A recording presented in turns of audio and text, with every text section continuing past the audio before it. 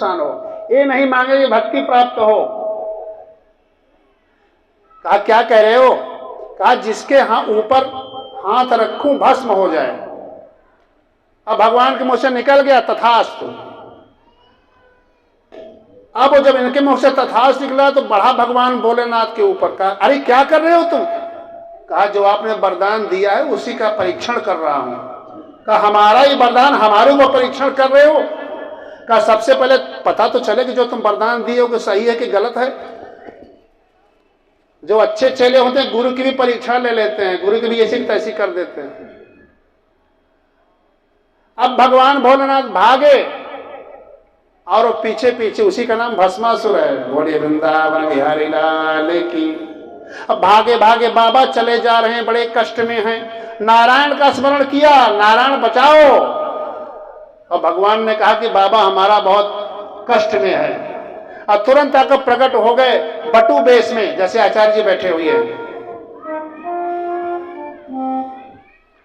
वृकासुर भागा जा रहा है और दौड़ करके उन्होंने जब प्रकट हुए कहा अरे वृकासुर रुको।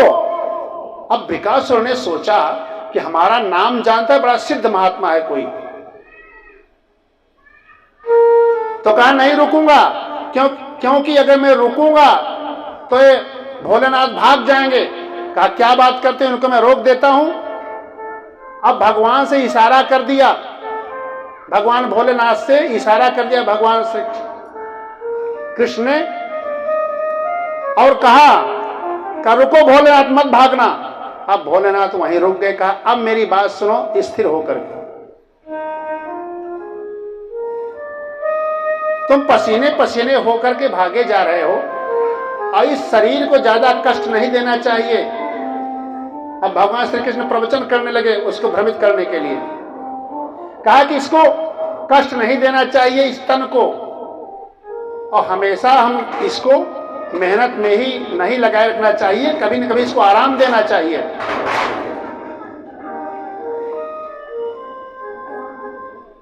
तो कहा क्या कहना चाहते हो तुम? कहा मैं ये कहना चाहता हूं काहे कि तुम भाग रहे हो इसके पीछे। कहा इन्होंने हमको वरदान दिया है कि जिसके ऊपर हाथ रखूं वो भस्म हो जाए। उसी वरदान के परीक्षण के लिए जब मैं इनके ऊपर हाथ रखना चाहते भाग रहे हैं।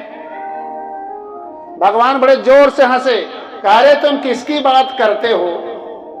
ऐसा ही वरदान एक दिन इसने हमको भी दिया था। तुम रुको तो, छोड़ दो, निश्चिंत हो जाओ, चिंता छोड़ो। और उधर भगवान भोलेनाथ खड़े हैं कुछ दूर पर। कहा देवी माता जी, कहा इसने हमको भी एक बार वरदान दिया था ऐसे ही, लेकिन होता नहीं है कुछ, ये झूठ बोलता है। ऐसे कैसे झूठ बोलेगा? वरदान झूठा थोड़ी हो सकता है।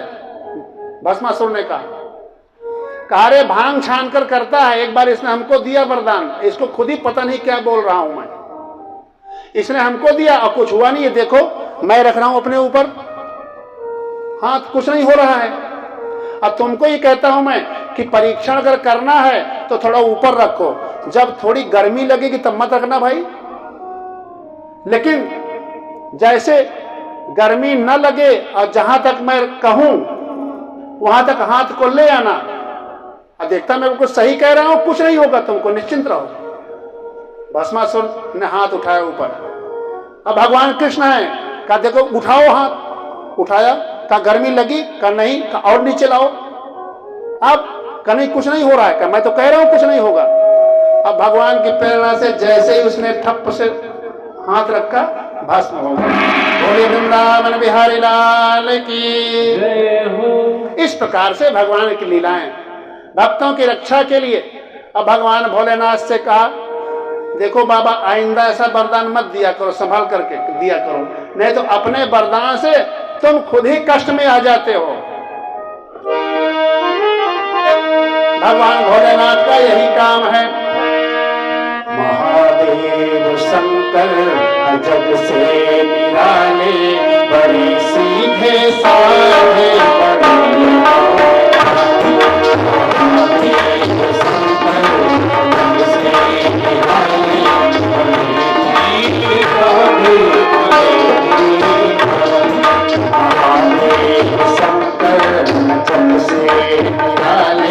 बड़े सीधे साधे बड़े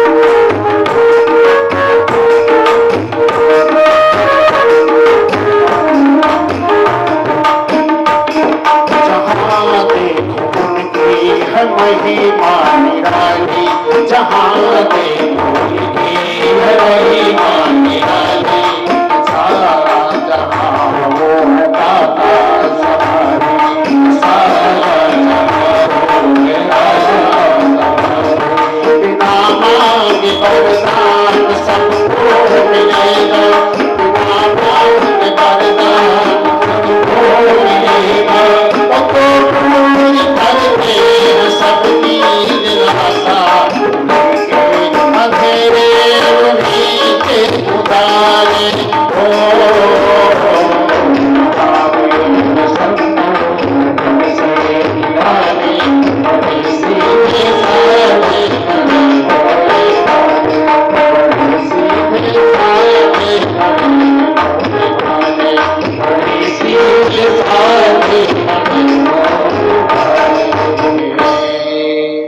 बोले वृंदावन बिहारी लाल की। सुखदेव जी कहते हैं परीक्षित एक बार भगवान के जो बच्चे थे प्रद्युम्न इत्यादि वाटिका में टहलने के लिए निकले, उनका परिवार बड़ा हो गया, तो अब बच्चे उनके जो हैं अपने को सबसे बड़ा ऐश्वर्यशाली पराक्रमी समझ रहे हैं, हम तो कृष्ण के परिवार के हैं, कोई क्या बिगाड़ लेगा, अहंकार आ गया थोड़ा। टहलते टहलते देखा तो एक कुएं में कोई जीव पड़ा था।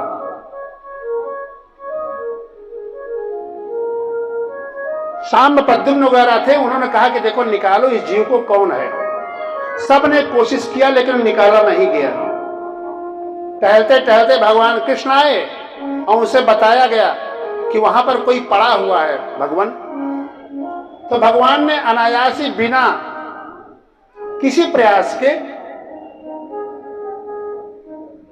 वहां से उस जीव को निकाला। एक बड़ा सा गिरगिट था, वो जब बाहर निकला तो भगवान का जैसे स्पर्श हुआ वैसे ही वो सुंदर रूप से राजकुमार जैसा रूप लेकर के प्रकट हो गया। बोले वृंदावन बिहारी लाल की। भगवान ने पूछा तुम कौन हो, अपना परिचय दो।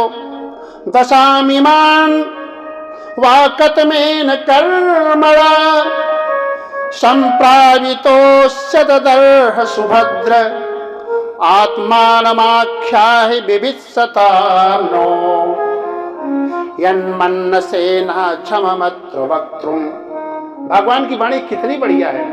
उन्होंने कहा कि अगर अपने उस रहस्य को मुझको बताने के लिए मुझको योग्य समझते हो तो अपना रहस्य बताओ, जबरदस्ती नहीं है। भाषा ये होनी चाहिए, अहंकारी भाषा नहीं होनी चाहिए कि बताओ। भगवान कह रहे हैं अगर बताना तुम उचित समझते हो, मैं आपके रहस्य को सुनने को उचित पात्र हूं, तब बताओ तुम। उन्होंने परिचय दिया। नृगो नाम नरेंद्रो अहम इक्ष्वाकु तनयः प्रभो। मैं इक्ष्वाकु वंशीय राजा का तनय हूं और मेरा नाम नृग है। अगर आपने कभी चर्चा सुनी होगी तो दानियों में मेरा पहला नाम होगा। अब देखिए अहंकार की भाषा है। भगवान तो कितने नम्र होकर पूछ रहे हैं, लेकिन वो कह रहा है कि अगर दानियों में कहीं चर्चा हुई होगी तो भगवान आपने हमारी चर्चा सुनी होगी, पहला नाम आया होगा हमने। अच्छा, भगवान की बड़ी अच्छी बात है, इतने बड़े दानी थे तुम, तो कहा और क्या।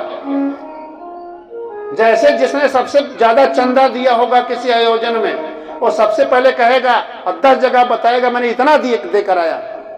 ये अहंकार है। कहा था नृग कहते हैं कि महाराज मैं बहुत बड़ा दानी था। यावत्तः सिक्ता भूमोर यावत्तो दिवि तारकाः। जिंदगी में मैंने इतने दान किए कि जमीन के जितने कण होंगे कोई गिन नहीं सकता। जितने आकाश के नक्षत्र तारे हैं इतना मैंने दान दिया। जितने वर्षा की धाराएं होती कोई गिन नहीं सकता, इतना दान दिया मैंने। तो तुम्हारी दशा कैसे हो गई, इतने बड़े दानी थे तो कहा मैंने गौओं का दान किया, प्रतिदिन लाखों गौएं देता था, लेकिन भूल से एक दिन मेरे दान की गौओं में किसी ब्राह्मण की दान की हुई गाय आकर मिल गई और उसको मैंने दान कर दिया। हे कृष्ण, दान में मैं कोई कोताही नहीं करता था, बहुत बड़ा दानी था, शौक से दान देता था। कई लोग जब दान देते हैं भिखमंगों को या वहां पंडों के पास जाएंगे, मेला में नहाने के लिए जाएंगे, तो सबसे जो गैताल चीज होगी घर की, जो यूज लायक नहीं रहेगी, उसको कहेंगे दान कर दो। ये भी बहुत गलत बात है। जिसको दान कर रहे हो उसको भी पहनने के लायक हो वस्त्र, उसकी संतुष्टि के लायक हो, तब तो दान करना चाहिए, नहीं तो नहीं दान करना चाहिए। तो भगवान ने कहा तुमने दान किया होगा जरूर, लेकिन हो सकता है कि जो कम गुणों वाली गाय होगी उसको दान किया होगा। कई लोग करते हैं जो अच्छे गुणों वाली छांट कर घर के लिए रख लेते हैं, जो ज्यादा दूध देती है, और जो थोड़ी दूध देने वाली होती है, कहा चलो ठीक है पुरोहित महाराज इसको ले जाओ। तो पुरोहित जी भी सोचते हैं कि दान की बछिया का दांत नहीं गिनना चाहिए, चलो ले चलो, लेकिन उसका लाभ नहीं होता। तो बताने लगा वो का ऐसी गाय मैंने दान दिया, पयस्विनी तरुणी शील रूप गुणोपन्ना कपिला हेम श्रृंगी, जो सोने के सींग वाली है उसको मैंने दान किया प्रभु। न्यायार्जिता, मेहनत से न्याय अर्जित की हुई, रूप्य खुरा सवत्साह, बछड़े के साथ में, दुकूल माला भरणा तदाम्यहम, आभूषण वाली दिया मैंने। लेकिन गलती कहां हो गई? गलती यहां हो गई कि एक ब्राह्मण की गाय जो दान दी हुई थी, हमारी जरा दी जा चुकी थी, लौटकर हमारे में मिल गई, अनजाने में दूसरे ब्राह्मण को मैंने उसको भी दे दिया दान। अब जब लेकर चला देवियों अपनी गाय को, तो ढूंढने लगा कहां गई हो, और जिसकी असली गाय थी जब देखा कि ये लेकर जा रहा है दूसरा ब्राह्मण, तो कहा तुम कहां पा गए, इसको तो मेरी है। कहा नहीं, इसको तुम्हारे राजा ने हमको दान दिया है। तो कहना वो बात राजा के पास पहुंची। अब राजा थे, पछताने लगे। उन्होंने दोनों ब्राह्मणों से विनती किया, कहा प्रभु इस एक गाय के बदले मैं 1,00,000 गाय तुमको देता हूं, लेकिन तुम ले लो। उस ब्राह्मण ने कहा ना, ऐसा नहीं हो सकता है। अनजाने में वही पाप बना राजांद्रिक को, और जब गए मरणोपरांत स्वर्ग में, तो धर्मराज ने पूछा कि महाराज आपने पुण्य तो बहुत किए। कहा हाँ बिल्कुल। कोई पाप भी किया? कहा महाराज खाता आपके पास है, बताओ क्या पाप तुमने किया। तब बताया कि ये पाप तुमने किया है। तो धर्मराज ने कहा कि पहले पाप भोगोगे कि पुण्य भोगोगे? तो कहा एक ही पाप है, तो महाराज पहले पापे भोग लेता हूं, पुण्य बाद में आराम से भोगूंगा। तो कहा जाओ तुम गिरगिट बन जाओ, और ऐसे गिर करके महाराज आज मैं यहां गिरा, और आपका कमरवत हाथ का स्पर्श पाकर मैं अपने स्वरूप को प्राप्त हुआ। बोलिए वृंदावन बिहारी लाल की। नमस्ते सर्वभागाद ब्रह्मणे नंत शक्तये कृष्णाय वासुदेवाय योगानां पतये नमः। ऐसी को कहते हैं। आइए हम भी एक बार भगवान के नमस्कार करते हैं। श्री रामचंद्र कृपाल भजु मन हरण भव भय दारुणम। श्री रामचंद्र कृपाल हरण भव भय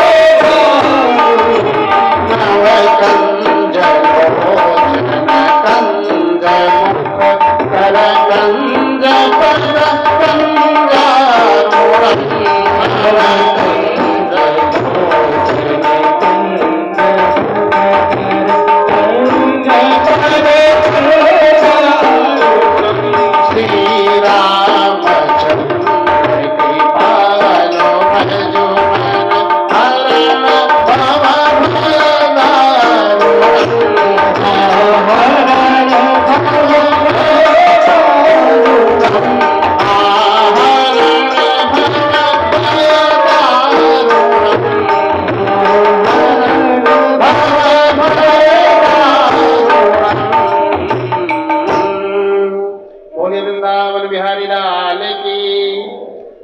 दान बहुत सावधानी से करना चाहिए। अगर प्रभु ने दिया है तो सामर्थ्य के अनुसार दान करना चाहिए। एक पंडित जी थे प्रयाग के निवासी, दारागंज के।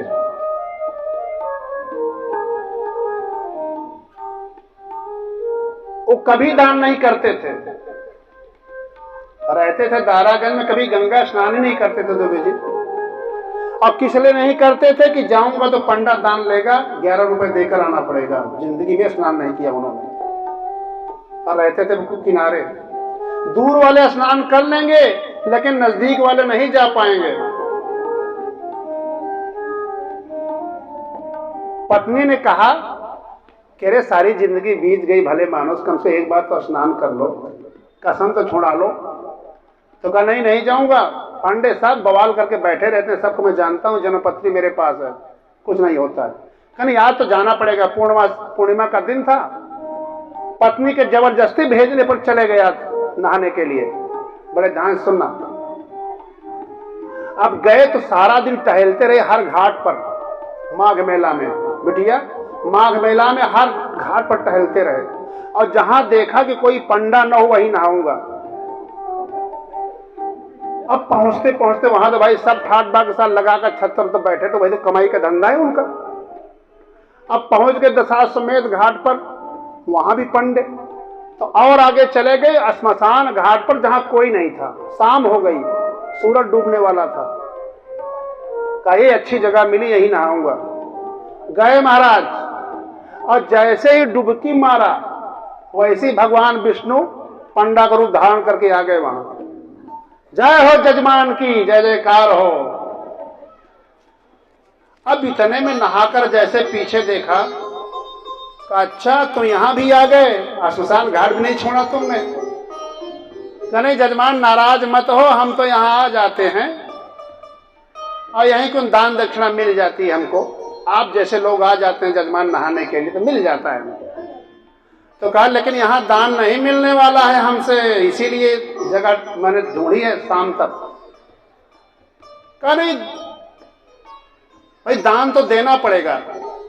और महाराज ये सुन लो, यहाँ जो आता है साल भर का इकट्ठा ही देकर चला जाता है हमको, क्योंकि वर्खासन दिया जाता है ना जब दाह संस्कार होता है तो साल भर का। तो कहा तुम साल भर की बात कर रहे हो, यहाँ तो एक धेला भी नहीं देने के लिए, एक दिन का दान नहीं देने के लिए। भगवान ने कहा देखो भाई, इलाका मेरा है, तुम्हारा होगा कहीं दूसरे का। अगर दान नहीं दोगे तो पानी में से निकलने नहीं दूंगा तुमको। अजीब बात है, नहीं निकलने दूंगा? ना, बिल्कुल नहीं निकलने दूंगा, दान तो देना पड़ेगा। कल के महाराज हमारे पास दान तो है नहीं, कुछ धेला लेकर नहीं आया हूं मैं। उधार चलेगा? कहाँ चल जाएगा, उधार दे दूंगा। तो कहा चलो संकल्प करो उधार, लेकिन संकल्प कर तब पानी से निकलो।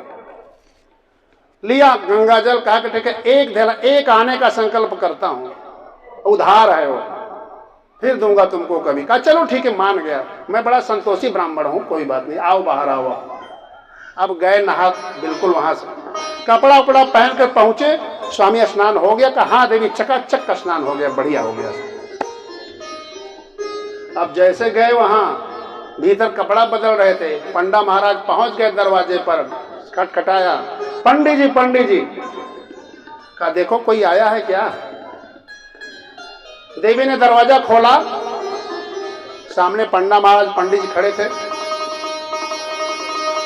अब दुनिया ने एक बात बताना भूल गया, वो दान नहीं देते थे, इसलिए गांव वाले ने उनका नाम दानचंद रख दिया था। ऐसा झूठा नाम बहुत रखते हैं लोग मजाक उड़ाने के लिए।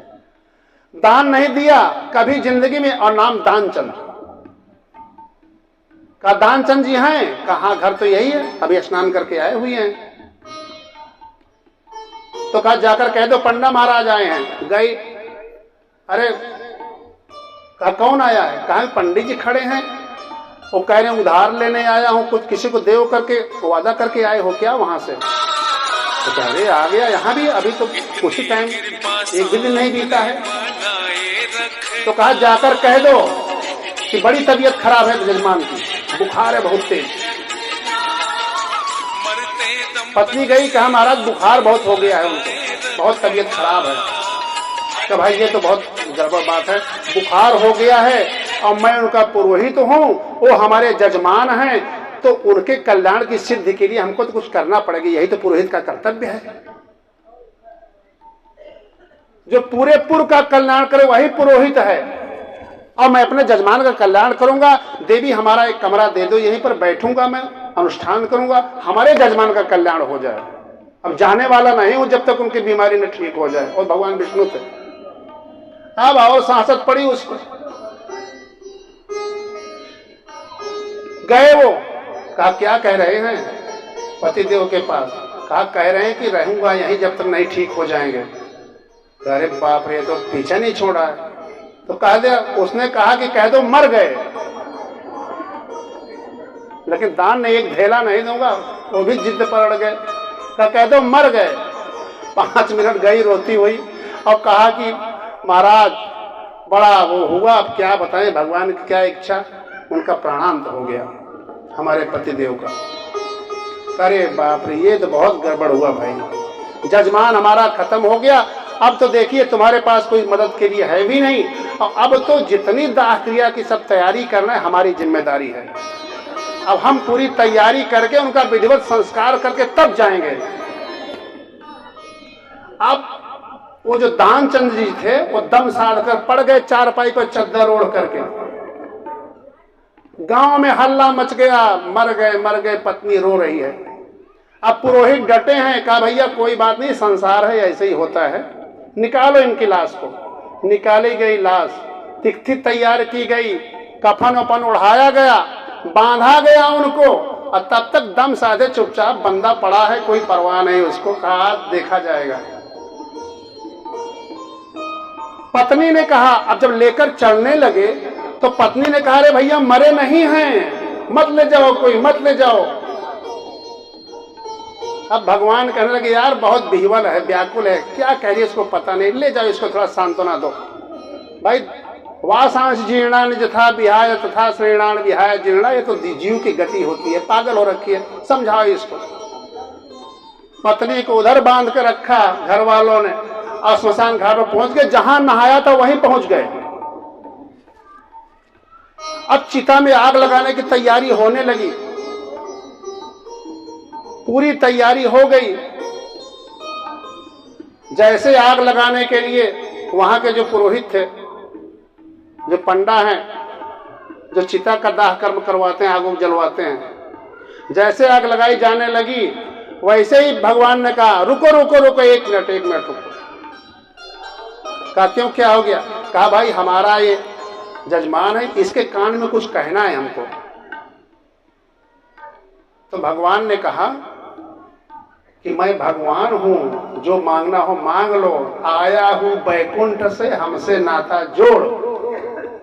लेकिन दानचंद ने सोचा कि पता नहीं बैकुंठ से भगवान ही आया है कि बहुरूपिया है कोई। आंख खोला, भगवान ने सोचा कि चलो चाहे हमको उधार दे चाहे न दे, इसकी जिंदगी तो बन जाए, कम से कम हमसे कुछ वरदान मांग ले, अपनी असलियत बता देता हूं। भगवान ने अपनी असलियत बताई, लेकिन उसको भी कपट समझ रहा है वो। भगवान ने कहा, आया हूं बैकुंठ से, हमसे नाता जोड़, जो मांगना हो मांग ले। तो कहा कि मांगना यही है मेरा कि धेला दीजो छोड़, अब जो ये कहना है छोड़ दो और हमारी जान बचाओ तुम लोग। बोलिए वृंदावन बिहारी लाल की। तो ऐसे ऐसे दानी हैं, भगवान को भी आया हुआ तिरस्कृत करके लौटा देते हैं लोभ के चक्कर में। इसलिए भैया हमेशा लोभ से बचना चाहिए।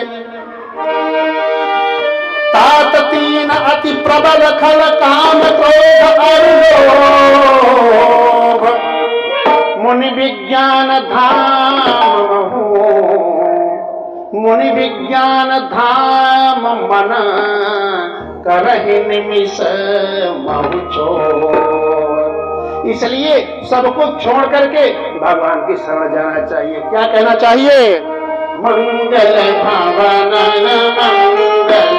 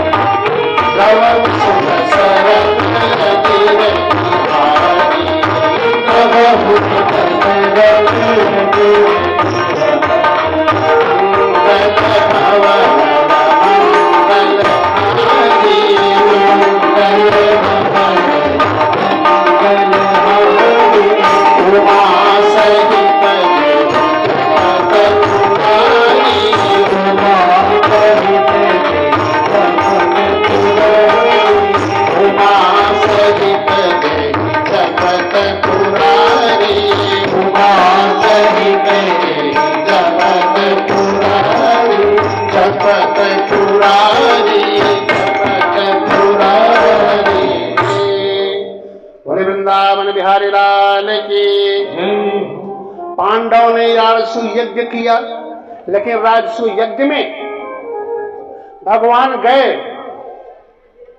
कि भैया युधिष्ठिर राजसू यज्ञ कर रहे हैं, वो हमारे बुआ के लड़के हैं, भाई हमारे मानदान है, तो उनके यहां जाकर के हमें सेवा करनी चाहिए। भगवान कृष्ण गए बलराम के साथ में,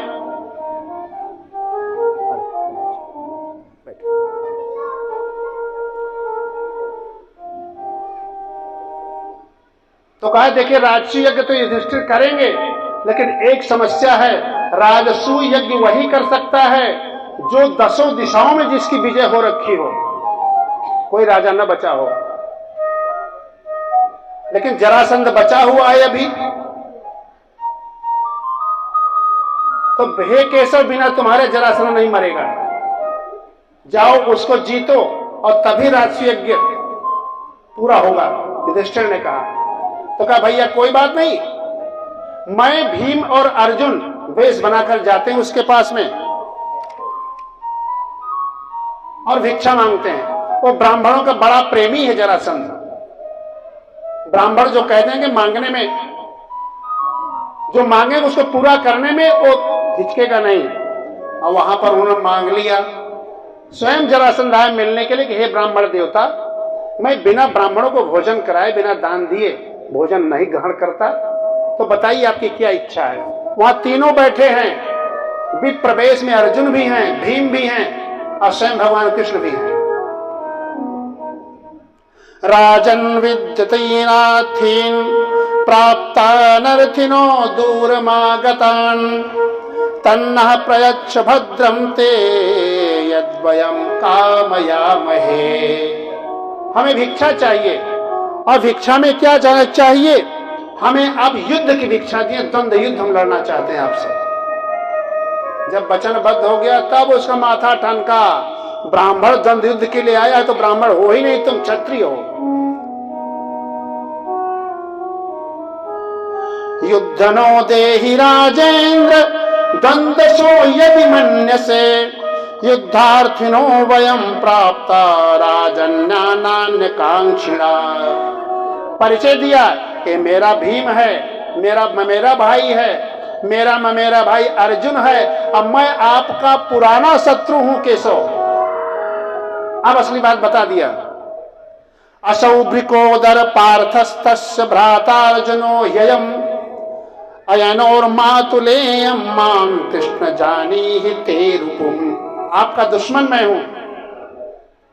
तो कहा चलो ठीक है, हमसे द्वंद्व युद्ध करने में ये अर्जुन तो बहुत दुबला पतला है, ये तो हमसे लड़ने लायक नहीं है, और तुम तो भगोड़े हो, तुमको कई बार हमने भगाया है, भाग गए थे तुमसे भी लड़ना हमारा अपमान होगा, इसी भीम से लड़ूंगा, कुछ खाया पिया लगता है ये।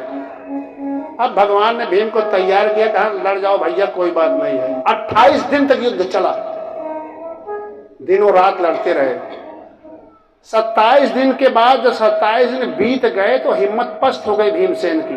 कहा केशव चाहे राजसू हो चाहे न हो, मुझको मैं नहीं लड़ूंगा। कहा भैया धैर्य मत छोड़ो, एक दिन की बात है, कल जरूर तुम जीत जाओगे। कहा यही कहते कहते 27 दिन हमारी हड्डी पसली तोड़वा दिया तुमने। अब भीमसेन लड़ने लगे, तो लड़ते लड़ते जरासंध को मारने का उपाय बता दिया भगवान कृष्ण ने। एक छोटी सी पतली सी डंडी लिया और लड़ते लड़ते भगवान ने भीम की तरफ इशारा किया कि ऐसे फाड़ दो। और भीम ने जब दोनों तरफ से 2 भाग में फाड़ दिया, एक टांग नीचे रखकर एक टांग ऊपर करके, और जब फेंकते हैं तो जो फाड़ा हुआ सिरा है फिर आकर जुड़ जाता है, उसको वरदान था। इसमें भी भीम परेशान हो गए, तो भगवान कृष्ण ने फिर उपाय बताया और फिर वही डंडी लिया, फाड़ा, और जो फाड़ा है जो बाएं वाला दाहिनी तरफ फेंका और दाहिनी वाला बाएं तरफ फेंका, तब जाकर उसका अंत हुआ। बोले वृंदावन बिहारी लाल की। इस राष्ट्रीय यज्ञ में भगवान ने स्वयं सेवा का काम लिया। अब अग्र पूजा की बात हो गई, सारा समाज इकट्ठा है, लेकिन पहले पूजा किसकी की जाए? सभी सभासदों ने कहा, वहां भीष्म पितामह इत्यादि जिन्होंने जितने भी थे धर्मज्ञ राजा, सबने कहा कि भगवान कृष्ण निश्चित रूप से अग्र पूजा के अधिकारी हों, उनकी अग्र पूजा होनी चाहिए। और वहीं पर शिशुपाल खार खाए बैठा है, आया है वो, और जब अग्र पूजा होने लगी, पांव धुला जाने लगा भगवान श्री कृष्ण का, तो खड़ा हो गया वो और लगा गाली बकबकाने। उसने कहा कि वीरों की सभा में कायरता का काम हो रहा है। अरे जो हमेशा का भगौड़ा है, जिसने जिंदगी भर चोरी किया, कहीं माखन चुराया, कहीं कुछ किया, जिसने जिंदगी भर चीर चुराई अबलाओं की, आज अगर पूजा का अधिकारी बन बैठा है। इतने में सब मारने के लिए तैयार होते हैं, लेकिन भगवान कृष्ण सबको रोक देते हैं। क्या इसको कह लेने तो जितना कहना है। शिशुपाल और क्या क्या तुमको छूट है, कह दो। और जब 100 गाली हो गई तो कहा कि सावधान, इसके आगे मत देना गाली। कहा तू क्या करेगा ग्वाला चरवाहा। और जब 101वीं गाली दिया, तब भगवान ने चक्र सुदर्शन से उसका सिर काट दिया। तावदुत्थाय भगवान स्वान्निवार्य स्वरूप स्वयं रुषा शिलाच्छुरात् चक्रेण जहारा पततो रिपोह। और उसका भी प्राणांत हो गया। उसी राजसू यज्ञ में दुर्योधन का अपमान हुआ। मायासुर के मायावी का मैदानों को बनाया हुआ वो महल था, उसमें जहां जल है वहां थल महसूस होता था, जहां थल है वहां जल महसूस होता था। और गिरा उस जल में, और उसका मजाक उड़ाने में कृष्ण इत्यादि की सबकी सम्मति थी, कोई बोला नहीं, मजाक उड़ा गया। द्रौपदी ने कह दिया कि अंधे का तो अंधा जिसका पिता होता है, उसका पुत्र भी अंधा है, और कोई नहीं हो सकता, जो अंधा है उसका अंधा ही पुत्र होगा। अब मानो इसी बात का तूल दे करके वहीं से ठान लिया कि महाभारत होगा, इनको सबको चौपट कर दूंगा मैं। और दुर्योधन का कुचक्र वहां पर किसी को भी सकुशल नहीं रहने दिया। धृतराष्ट्र का पूरा खानदान चौपट हो गया, सब कौरव मारे गए।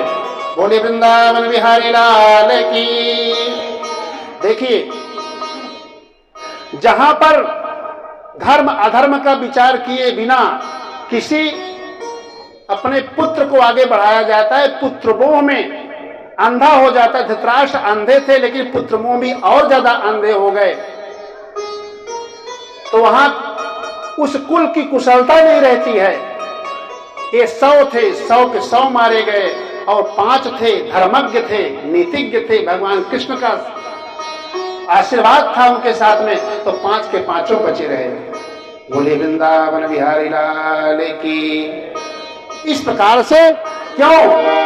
क्योंकि जिनकी रक्षा करने वाला भगवान स्वयं है, उसको कौन मार सकता है?